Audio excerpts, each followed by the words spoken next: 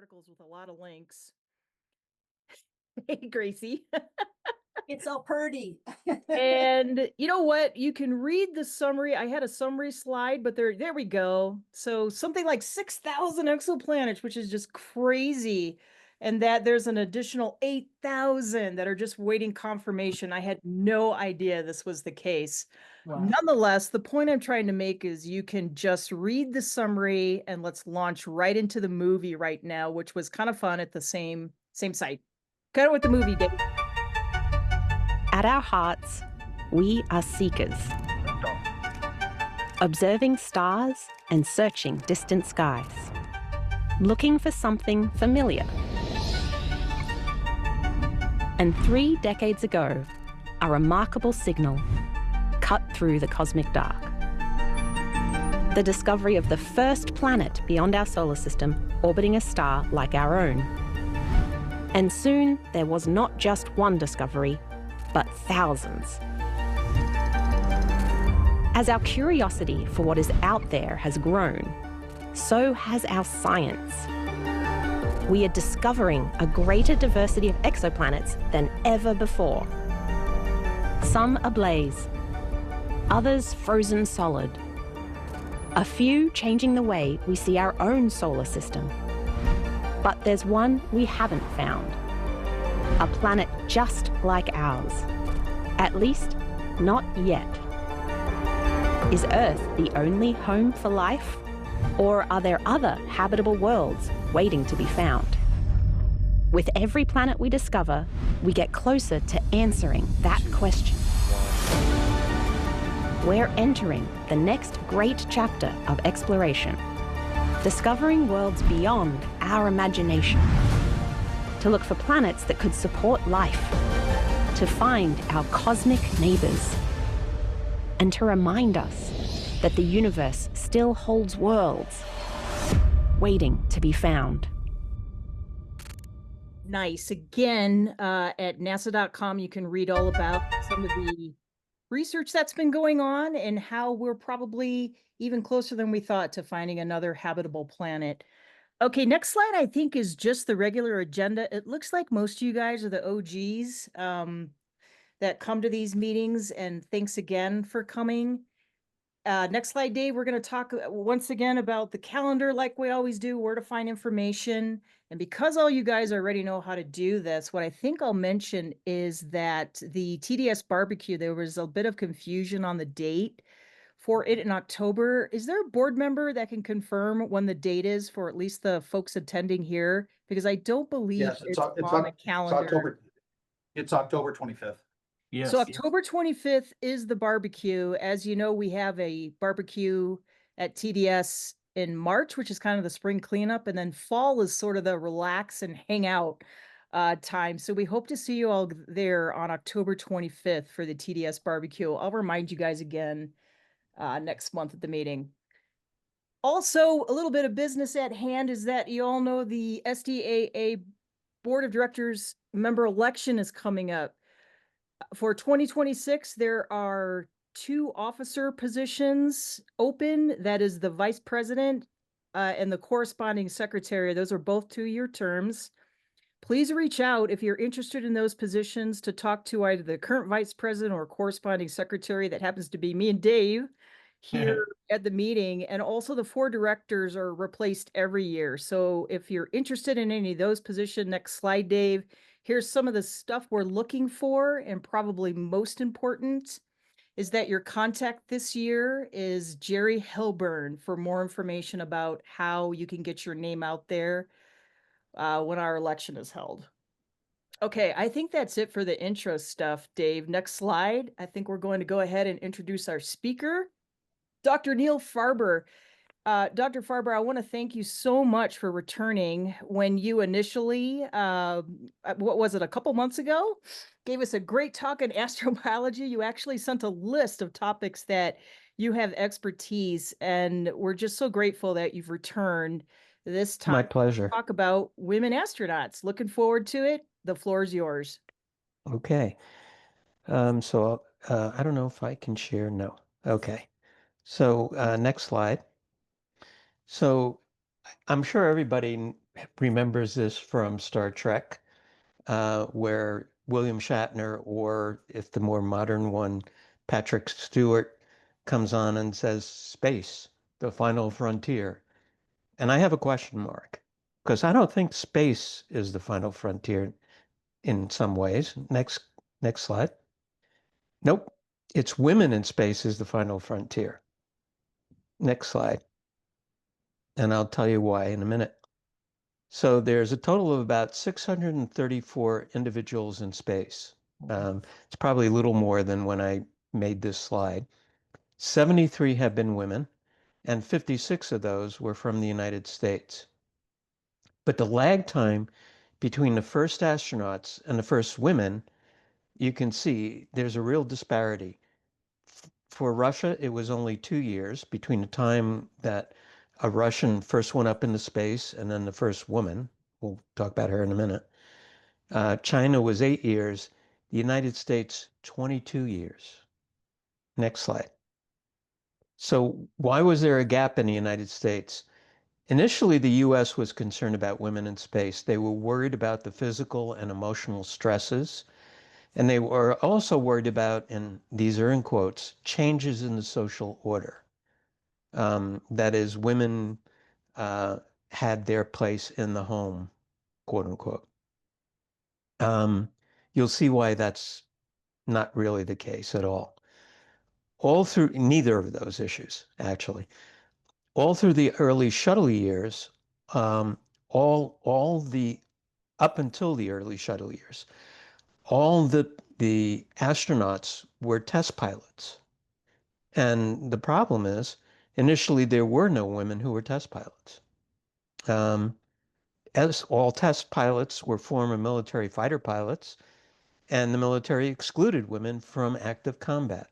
So there really was an inability of women to break that glass ceiling. Next slide. For example, these are the Mercury 7, the first US astronauts, all men, all crew cuts, all basically test pilots. I won't go through their names, you know them. Next slide. And if you look at the plaque on the moon from Apollo 11, it says, "Here men from the planet Earth first stepped foot on the moon. We came in peace for all mankind." And that was the orientation that not only NASA, but the entire country had at that time. Next slide. So there's something actually that was nicknamed the Mercury 13 program. Initially it was called Women in Space Program, but later renamed by the media in the 1990s. It was established by William Randolph Lovelace, the second. He was a NASA flight surgeon who advised NASA on different types of testing. And he reviewed more than 700 candidates who were women, all were essentially very established pilots. And then 19 women went on to undergo the same tests as male astronauts. But before he could complete the program, it was canceled by both the Navy and NASA.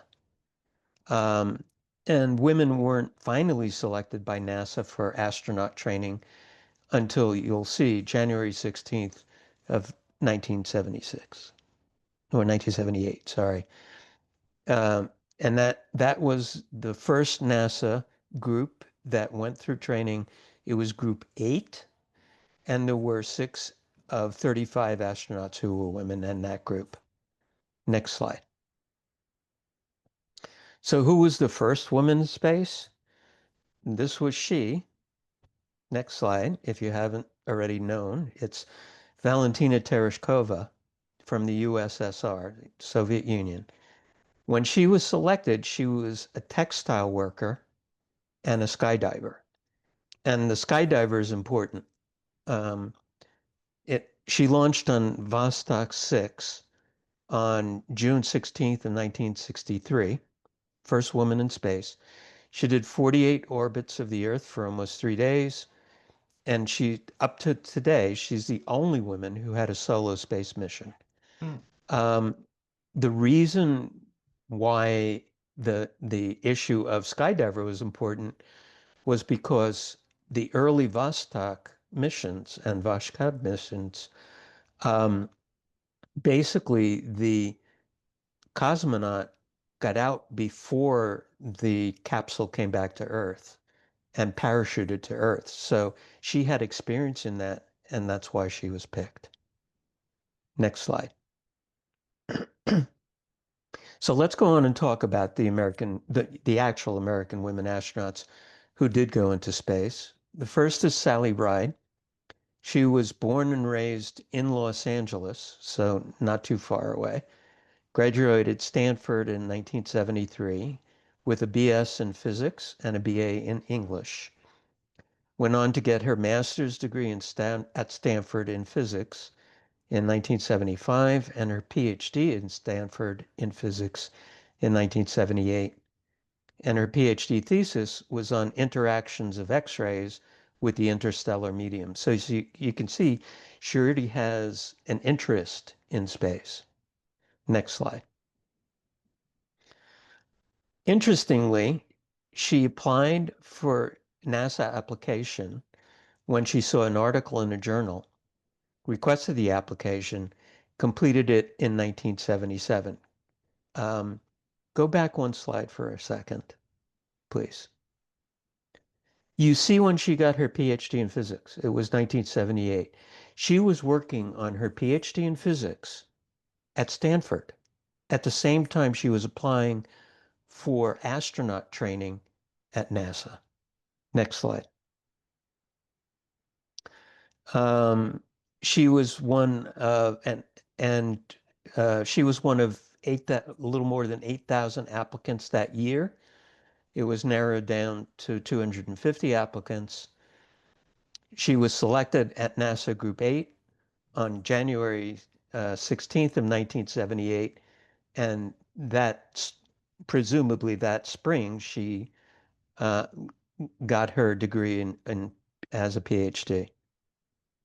She was one of 6 women in a group of 35 astronaut candidates.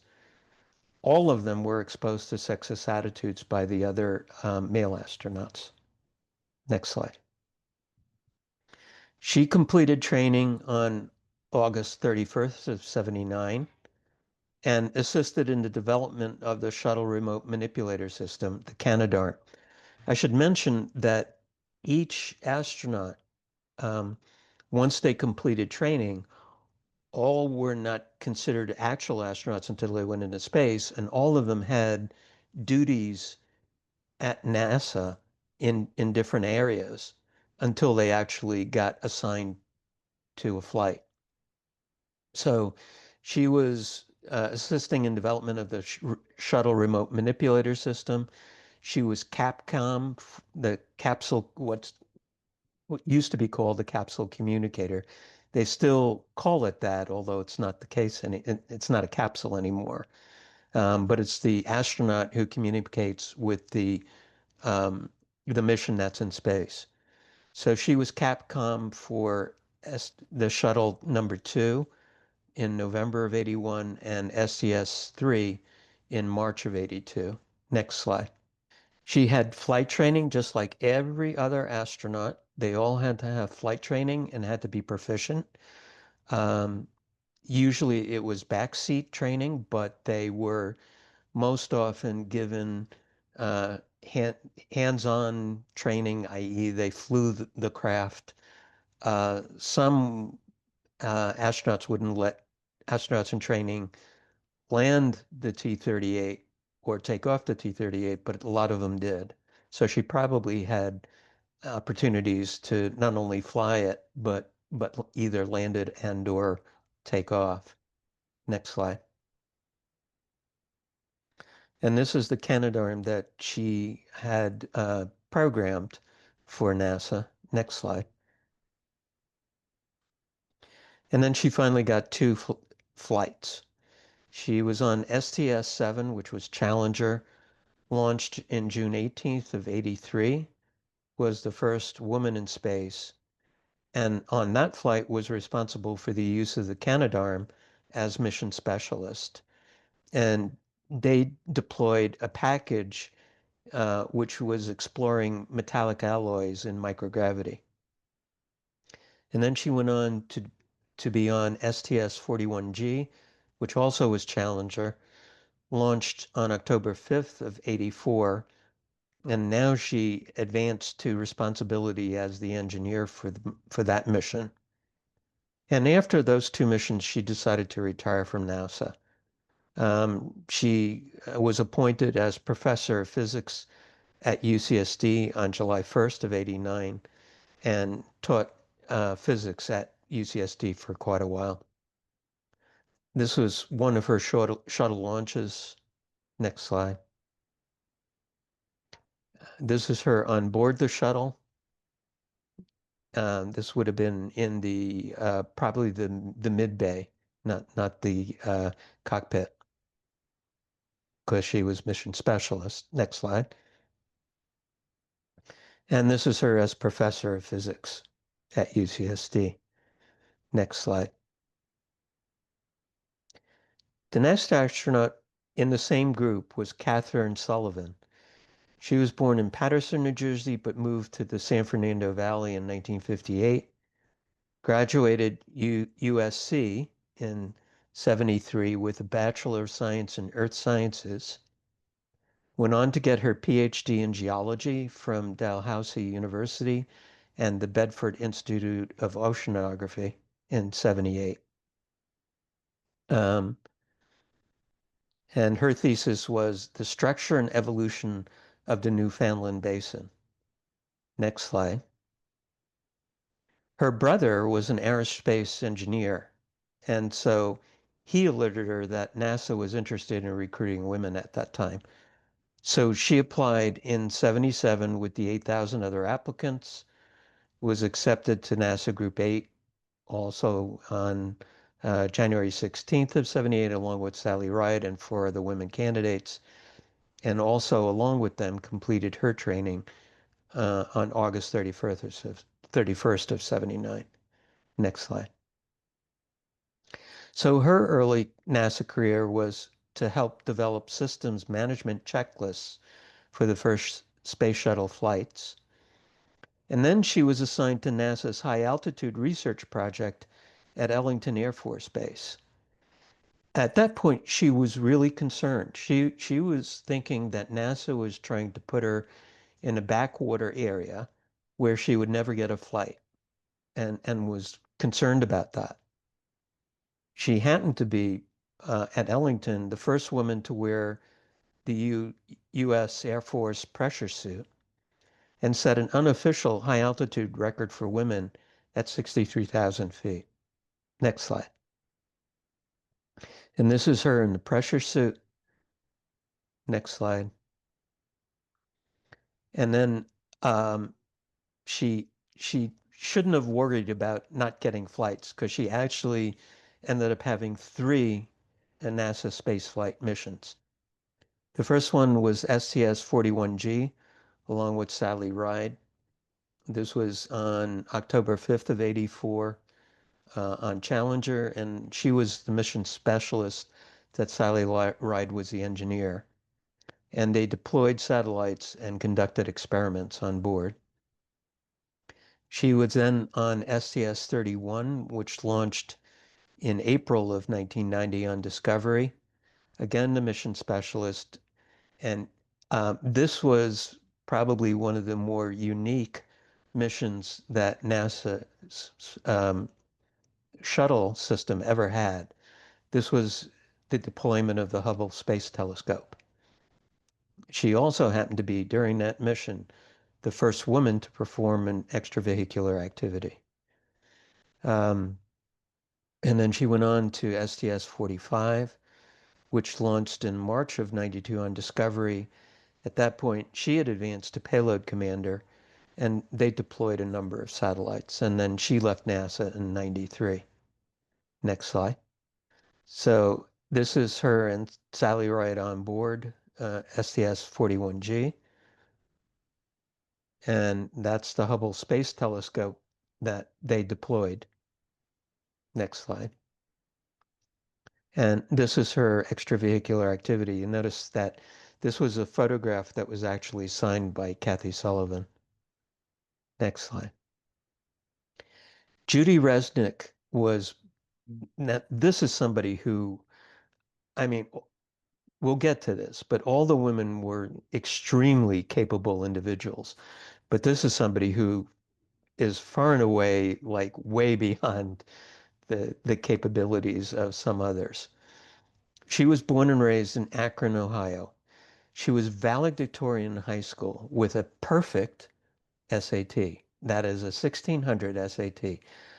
I don't know anybody else besides her. I mean, I'm sure there are other people, but I don't know any of them who got a perfect SAT. And I went to high school with a number of very smart individuals, but they didn't have perfect SATs. They may have had perfect in one, either the verbal or the math, but not both. She went on to the Carnegie Institute of Technology in 1970, graduated there in the 70, then went to work for RCA in Morristown, New Jersey on missile and radar projects. And then because she was bored, I guess, went back to the University of Maryland and got her PhD in electrical engineering in 1977. Next slide. An old boyfriend who was a pilot heard about NASA recruitment of women. Resnick became interested, went to obtain her private pilot's license with near perfect scores on her license exams, and talked with Michael Collins and John Glenn about applying to NASA. They encouraged her, and so she applied in 1977. Note, she is finishing her PhD in electrical engineering. She is getting a private pilot license with perfect exams and applying to NASA all at the same time. Selected on January 16th of 78 as one of the 6 women in Group B, Group 8 rather. She completed astronaut training along with Sally Ride and Kathy Sullivan in August of 79. She then worked on orbital systems, flight systems, and manual control of the spacecraft, and developed software for control of the Canadarm. Next slide. And then she was assigned to STS-41D, which was the maiden flight of Discovery, which launched in August 30th of 84. Her duties were to operate the robotic arm, the Canadarm, to release 3 communication satellites. It should be noticed that at this point in time, the mission saw insulation come off the large external tank, and also was noted that there were problems with the solid rocket boosters. Both happened during this mission, but didn't cancel out the mission. Next slide. This is Judy Resnick on the shuttle. Next slide.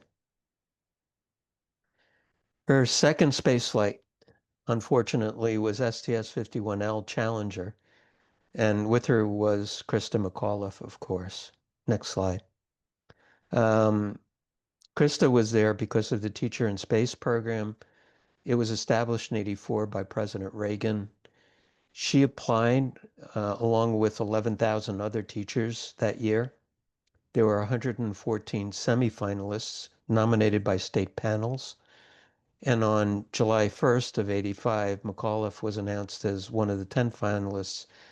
And then on January 19th of 85, I think that's an error, sorry, McAuliffe was chosen and began training. Next slide. So she, even though she wasn't an astronaut candidate, she was a teacher. She had to have pilot training just like any other astronaut. Next slide. And also weightlessness training like any other astronaut. Next slide. SCS-51L was delayed several times due to the weather. Finally launched on January 28th of 86. And unfortunately, the entire nation, including lots of little kids, because there was a teacher on board, tuned in since there was a teacher on board. So everybody was looking at this on their TV sets. Next slide. And this is what they saw. Everybody remembers this, of course. Next slide. And I won't go into the details of how or why that occurred.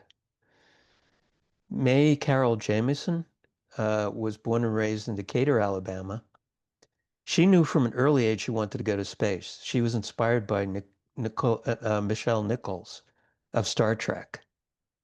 And so entered Stanford U at age 16. In 77, got her BS in chemical engineering and a BA in African and Afro-American studies. And then she didn't do the PhD route. She went on to get an MD degree from Cornell University School of Medicine in 81 and did her residency at USC Los Angeles Medical Center in medicine, and then joined the Peace Corps and went into private practice in Los Angeles. But while she was in private practice in Los Angeles, she took graduate level engineering courses. I couldn't have done that, I know. I'm an MD and I could not have done graduate level engineering courses. I know that. She applied to NASA in 87, chosen for Group 12, and that was one of 15 applicants who were accepted for Group 12. And her technical duties after completed training was working with the shuttle software and the launch support activities at Kennedy Space Center. Next slide. She only took one mission. She could have done more, but decided to just do one mission. That was SCS-47. Launched on September of 92 on Endeavour, the first black woman in space. And this carried the Space Lab Japan module to the International Space Station. And it conducted medical research in the module. Next slide. So this is Marie Jamieson on board the shuttle and conducting various medical space experiments in the Space Lab Japan module. Next slide. Ellen Laurie Ochoa was born in Los Angeles, raised in La Mesa, so she's a local. Graduated Grossmont High in 75. Got a BS in physics and Phi Beta Kappa at SDSU in 1980, and was then went on at Stanford University to get an MS in electrical engineering in 81 and her PhD in electrical engineering in 85. And she initially worked at NASA Ames Research Center on optical systems. Next slide. She decided she wanted to try to get into NASA since she had NASA connections at Ames. Sent in her application in 87 and was selected by NASA in 1990. Was trained and became an astronaut in July of 91. And her technical duties were to be a crew representative for software, hardware, and robotics. She was a lead Capcom. And her technical duties before becoming an actual astronaut were as deputy chief of the astronaut office. That's usually reserved for somebody who's completed their astronaut duties, gone into several flights, and then retires, sort of semi-retired to administration. She had it before ever getting a flight. This is her in flight training. She had actually 4 spacecraft missions, all on the shuttle. SCS-56 in 93 on Discovery. She was the mission specialist, first Hispanic woman in space, and conducted solar experiments. SCS-66 in 94 on Atlantis as payload commander. and she conducted solar experiments and satellite deployment. She was on STS 96 in 99, and this was Discovery as flight engineer. And this was the first space shuttle to actually dock at the International Space Station. And they brought the Space Hab module and satellite deployment to the ISS. And then on STS 110, she was the flight engineer and added structural elements to the ISS. Next slide. She was, besides everything else, she was an accomplished flautist and brought her flute on board the ISS and played while she was on board. This is her in the space shuttle, and then on the left, and then on the ISS on the right. And you see the Space Hab module, that sort of in-between thing there on the left-hand side, which was brought up and added to the ISS. Next slide. Her NASA duties after spaceflight are interesting. From 2007 to 2012, she was the deputy director at Johnson Space Center. And then beginning in January 1st of 2013, she was the first Hispanic named as director of Johnson Space Center. Next slide. Eileen Collins went a different route. She was born and raised, but no less capable than the others. Born and raised in Elmira, New York, not too far from where I grew up, actually.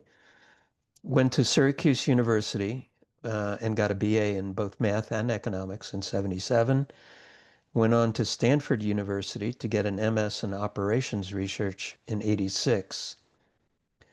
Went on after that to get her MA in space systems management at Webster University in 89. And then joined the US Air Force to become the first woman pilot instructor of the T-38. And graduated the test pilot school of the US Air Force in 1990. Next slide. So she applied, again, notice she's in test pilot school and applying to NASA at the same time. In 89, along with 2,500 others, selected in 90 to NASA Group 13. There were 23 astronauts in the group, all trained in a relatively short 9 months. Her technological duties were orbiter systems, particularly APUs, auxiliary power units. And she was the astronaut support person at Kennedy Space Center and also was a Capcom. Next slide. She had 4 missions. Her first mission on STS-63, which was on Discovery. She was the first woman shuttle pilot and rendezvoused with the Russian space station Mir. In 84, she launched in 97 in Atlantis. Again was the pilot docking with Mir. Then in 93, her launch on 99, Columbia, she was the first woman space shuttle commander. And this was the deployment of the Chandra X-ray Observatory, which still is being used till today. And then STS-114 in 05 on Discovery, again was commander, and that was a resupply of the ISS. Next slide. So on the left side, you see her as the first woman to be a pilot on board the shuttle. And on the right, that's her on the shuttle. Next slide.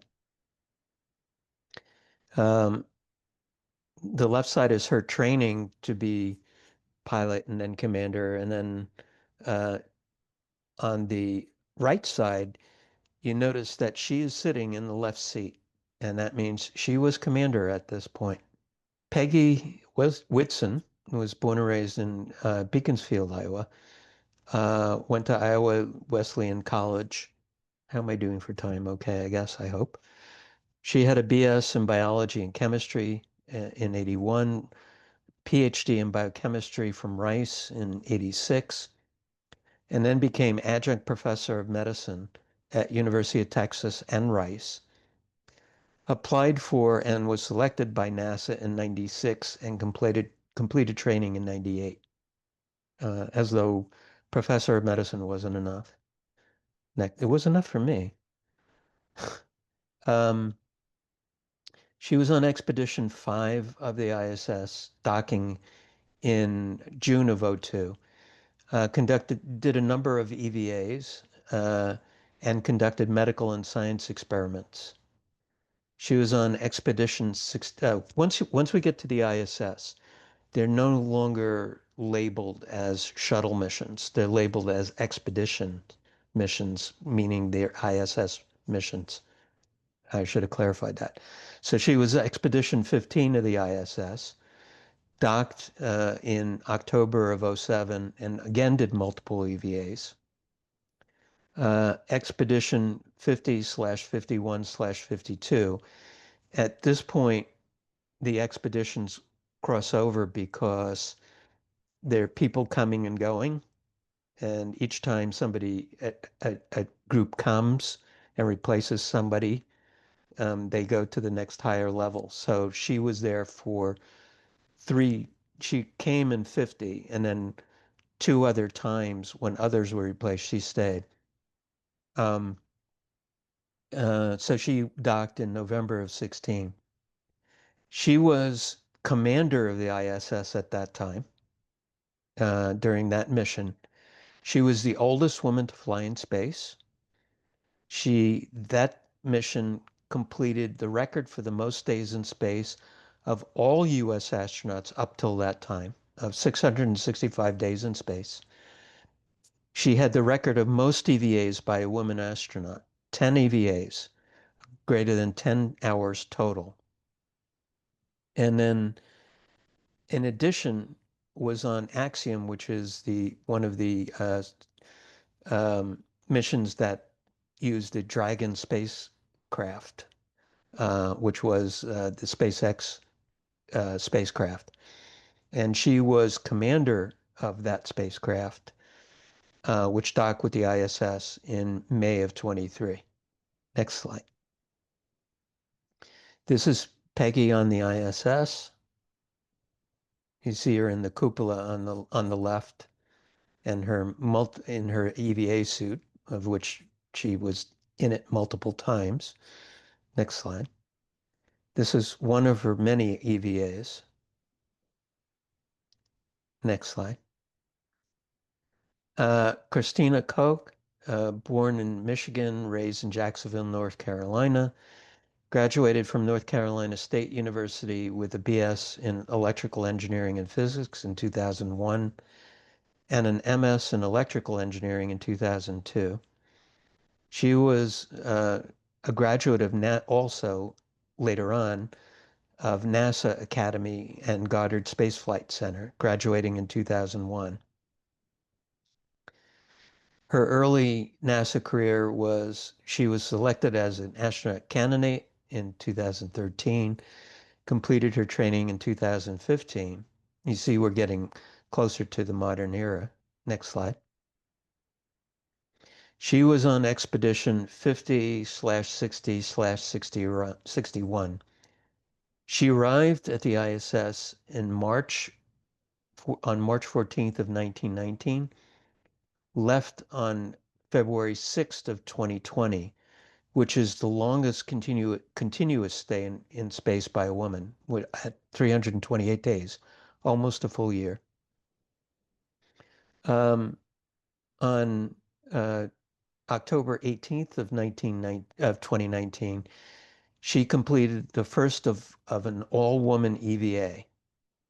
The purpose was to install a new lithium-ion batteries. And she was joined on that with Jessica Muir rather, who I'll talk about in a little bit. And there were 2 more all-women EVAs in January of 2020. Next slide. This is on board the ISS. Next slide. And she was joined by, as I said, Jessica Muir, who I have a great deal of fondness for. I'll tell you why in a minute. She was born and raised in Caribou, Maine. Went to Brown University with a BS in biology, magna cum laude in 1999. I also had a BA in biology from my college. She went on to the International Space University at Strasbourg, France, with an MS of Space Studies in 2000, and then came here to Scripps Oceanographic Institute, completing her PhD in marine biology in 2019. I have a particular affinity for her because, like her, I was a bio major. And like her, I have a particular interest in astrobiology. She, going from marine biology, became one of NASA's premier astrobiologists. She was selected by NASA in June of 2013 from NASA Group 21, completed training in 2015, and she was on Expedition 6162, arriving in September of 2019, and she's the one who joined Christina Koch and the all-women EVA that I talked about. So this is the 2 of them on that all-women EVA. So talking about women astronauts in the future, Christina Koch is named for the Artemis II team. And as you know, this will be next year. It will perform a circumlunar flight. It's going to go about 6,000 to 8,000 miles beyond the lunar surface, which is the furthest we've been in space, and then return. And she will be a mission specialist. Jessica Muir hasn't been tagged yet, but there's talk of her, next slide, being either the first woman to go back to the moon and be on the moon's surface, or maybe the first woman on Mars. Assuming that we get to Mars in not too distant future. Next slide. What characteristics can we say of all the women astronauts? They were all extremely intelligent, most with advanced degrees and or extensive pilot training, highly motivated. Most had extra courses, pilot licenses, doing things like having a very busy life, applying to NASA, still getting a PhD, learning how to fly, all at the same time. All of them most of them anyway, asking for multiple space flights and getting them. And then either advanced NASA administration or other companies after retiring, or academia like Sally Ride did. All were extremely capable. They all handled piloting and or research skills with positive results. Next slide. So what we can say is that basically, although NASA had questions about the women going into space, and although, the final frontier is women in space, they have basically accomplished it with aplomb. And I'll take any questions.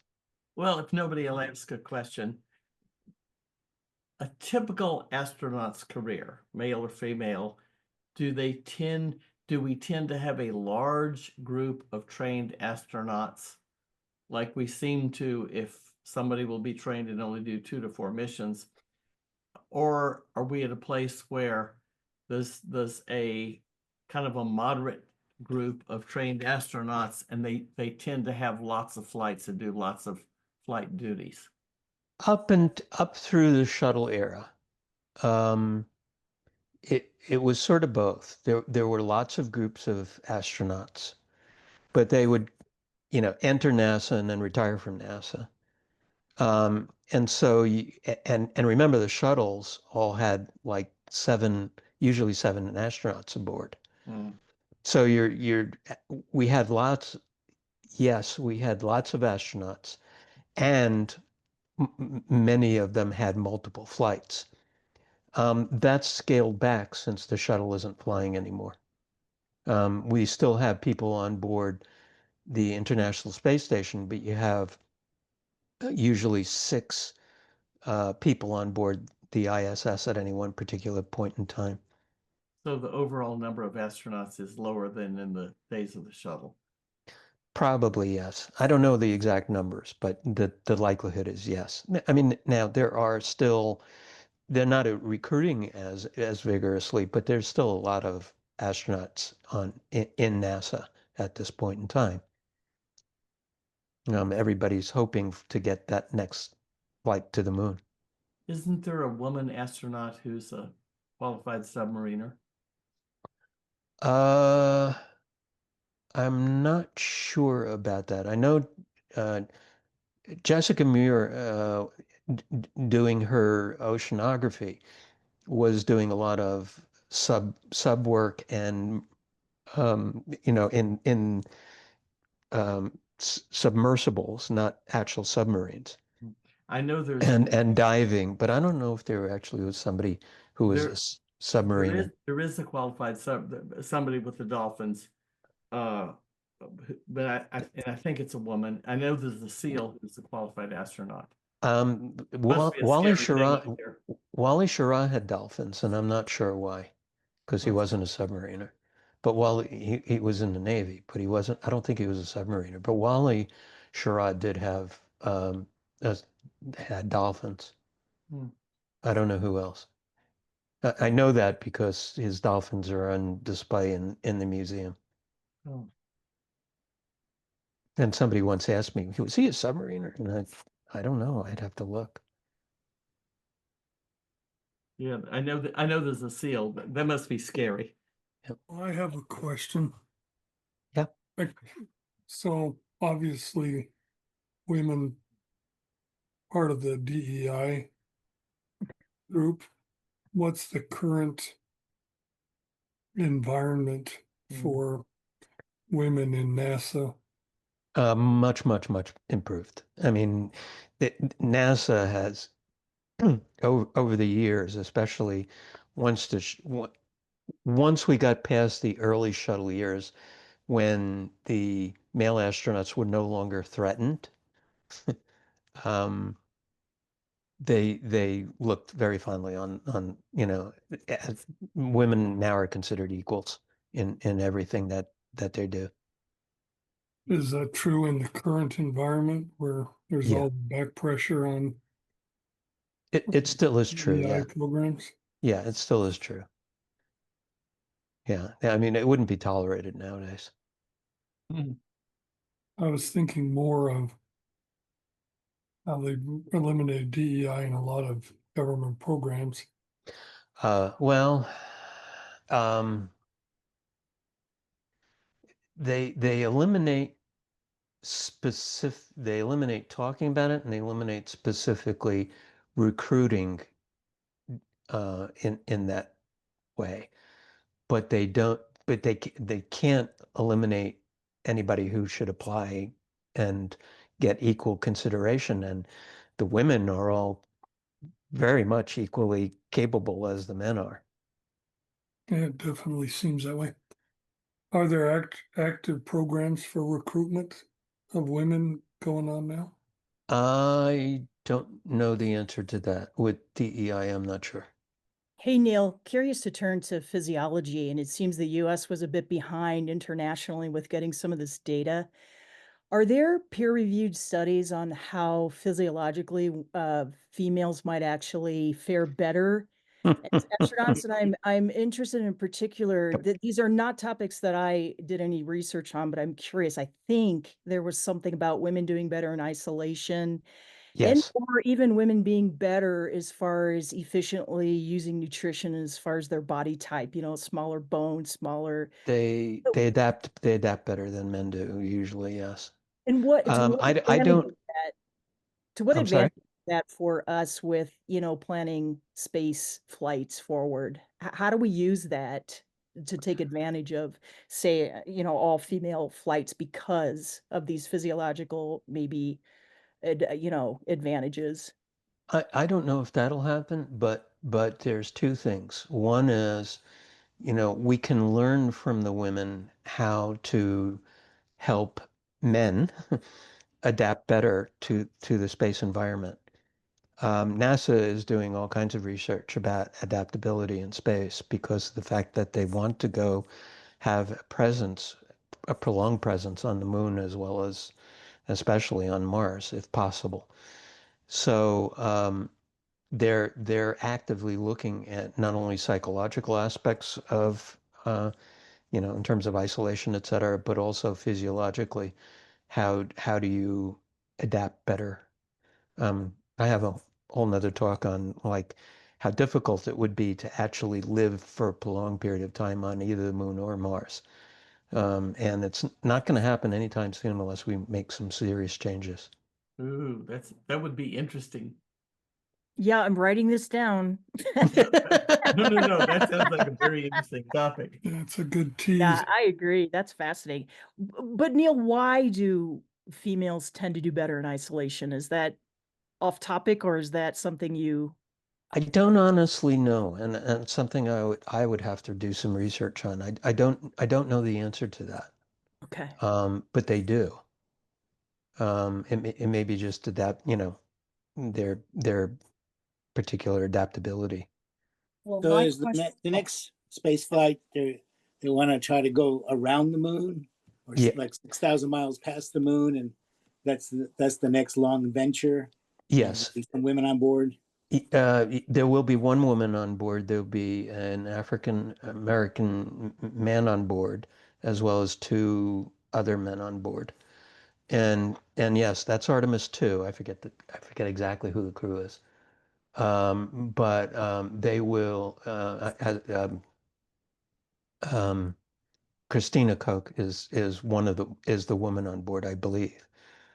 Um, but yes, it's a 10-day mission. It'll orbit the Earth for a while, then go about 8,000 miles beyond the moon and return. It's basically a test of the Artemis um, command module and service module. And then they have to do a landing on the moon again, I guess, before they even think about going to Mars. Yeah. Oh, yeah. There would be multiple landings on the moon because they would also have something called Gateway, which is basically a smaller version of the space station in orbit around the moon that would launch the missions to Mars. That won't be for several years at least. Well, if you believe Mr. Musk, we could be doing it by 2029. Well, yeah. Um, he talks about going to Mars by 2029. That's not feasible. That's probably not even feasible to have Gateway up and running by 2029. NASA talks about having it up and running by then, but I'm doubtful. But Artemis 2, the circumlunar flight, is scheduled to launch next year. It's going to be probably in like February or March of next year is what they're predicting. Cool. Any other questions for Neil? Gracie, were you going to say something? yeah, it was sort of a segue into health and our ability or inability to protect our astronauts from, cosmic rays and all of these environmental impacts. I mean, I'm reminded years ago, um, from my, sci-fi readings and stories and whatnot about not having enough insulation and protection for our astronauts. And I was just curious, is there any data or anything so far that women are a little bit stronger at preventing themselves from getting sick versus a male counterpart, or is Okay. it fairly even across the board as far as protecting our astronauts? Everyone has to have the same kind of ability to, or not them protecting themselves, but say the structure of the spacecraft, shuttles, the ISS, etc., and how that's impacted their health, their ability to maintain their health, I guess, in space. If you're talking about radiation, either cosmic background radiation or solar radiation, either way, Kind of all the um, above, yeah. either way or both, there's no difference between men and women. Because DNA is DNA, no matter whether you're a woman or a man, and it's affected the same way. But NASA, that is something that NASA is actively looking into in terms of trying to protect flights that would be of long duration, like going to Mars, for example. They're trying to figure out what to do about that. That also brings up the issue of what do you do when you get there, and how do you shield from radiation when you get there? And that's, like I said, that's something I talk about in that other talk that I have. In terms of other illnesses, routine illnesses, anybody's susceptible, and that's why NASA has a 2-week quarantine before going into space. Neil, this was a fascinating topic, and it looks like we're going to bring you back for a third time. Oh, yeah. Whenever you want. Yeah, we appreciated so much. This was really, really interesting. You know, brings to surface even more questions that are really interesting to explore. So thank you so much for joining us for yet another program meeting. You're welcome. My pleasure. And yeah, and thanks to all the members who attended. We will see you next month for our next monthly program. Thank you.